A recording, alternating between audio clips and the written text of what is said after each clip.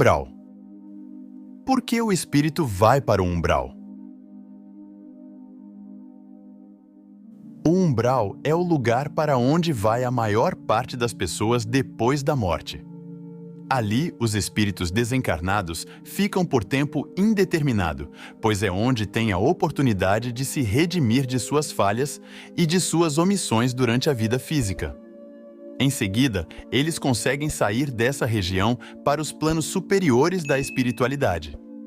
São diversos os motivos que levam os espíritos desencarnados a passarem pelo umbral.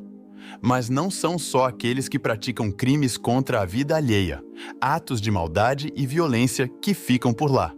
Até mesmo aquilo que consideramos na Terra como pequenas desavenças e deslizes que podem ser justificados, em seguida, ao retorno ao plano espiritual, se transformam num fardo, num peso na consciência que nos prende a essa região. O próprio André Luiz, autor do livro Nosso Lar, psicografado por Chico Xavier, conta que tinha uma vida considerada normal para os padrões da época. Ele era médico, tinha família e filhos, mas deixava em segundo plano a família. Além disso, não atendia aqueles que não podiam pagar, nem dava o apoio moral se necessitados pelas dores da alma.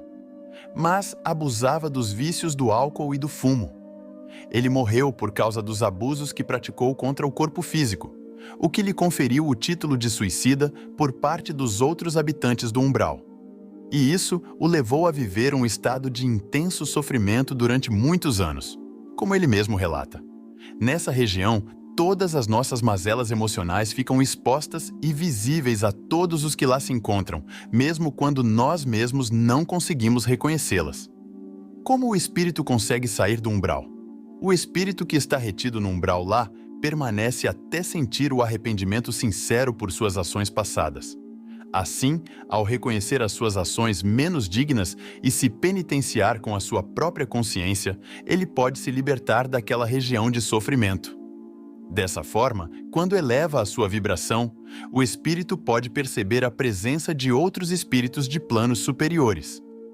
Antes, ele não percebia essa presença porque não havia a afinidade necessária. Nas regiões espirituais, assim como na Terra, nós nos ligamos pelo pensamento àqueles que nos são semelhantes. Portanto, é natural que enquanto o espírito alimenta pensamentos sombrios de revolta, de vingança, de ódio e outros que tais, ele se ligue à densa região do umbral. Afinal, é lá que as vibrações mentais por ele emitidas encontram afinidade e energia similar.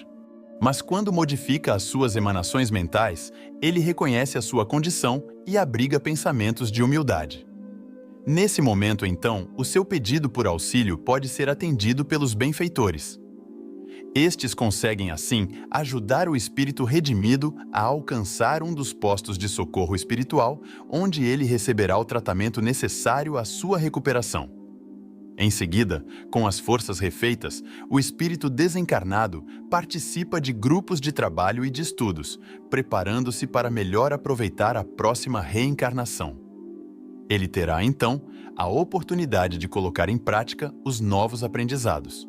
O trabalho das equipes socorristas do umbral.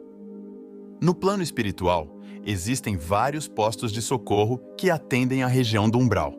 Eles são habitados por espíritos mais evoluídos que procuram socorrer aqueles que já se encontram em condições de resgate. As equipes socorristas saem em caravanas diariamente, procurando espíritos que possam ser atendidos e encaminhados às estações de socorro que ficam localizadas no próprio umbral. Em seguida, são levados para hospitais em colônias espirituais superiores, onde serão tratados e preparados para as novas encarnações. É o caso da colônia Nosso Lar, cujas atividades são descritas por André Luiz no livro de mesmo nome. O trabalho de auxílio prestado pelos socorristas é muito criterioso.